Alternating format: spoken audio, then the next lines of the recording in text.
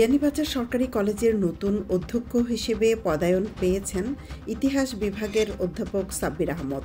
সোমবার দুপুরে শিক্ষা মন্ত্রণালয়ের মাধ্যমিক ও উচ্চশিক্ষা বিভাগ থেকে জারি করা এক প্রজ্ঞাপন থেকে এ তথ্য জানা যায়। 2013 সালের 5 মে শাপলা চত্বরে হেফাজতে ইসলাম বাংলাদেশের আহ্বানে শান্তিপূর্ণ সমাবেশে আলেম, ছাত্র ও তাওহিদি জনতার উপর চালানো বর্বরোচিত গণহত্যার দ্রুত বিচারের দাবিতে ছাত্র জমিয়ত বাংলাদেশ বিয়ানীবাজার উপজেলা শাখার বিক্ষোভ মিছিল অনুষ্ঠিত হয়েছে। সোমবার বিয়ানীবাজার কেন্দ্রীয় জামে মসজিদের সামনে থেকে মিছিলটি বের হয়ে জমিয়ত কার্যালয়ের সামনে সংক্ষিপ্ত পথসভায় অনুষ্ঠিত হয়।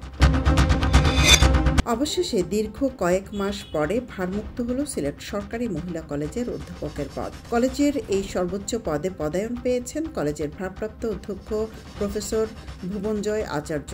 সোমবার দুপুরে শিক্ষা মন্ত্রণালয়ের মাধ্যমিক ও উচ্চশিক্ষা বিভাগের এক বিজ্ঞপ্তিতে তাঁকে অধ্যক্ষের দায়িত্ব প্রদান করা হয়।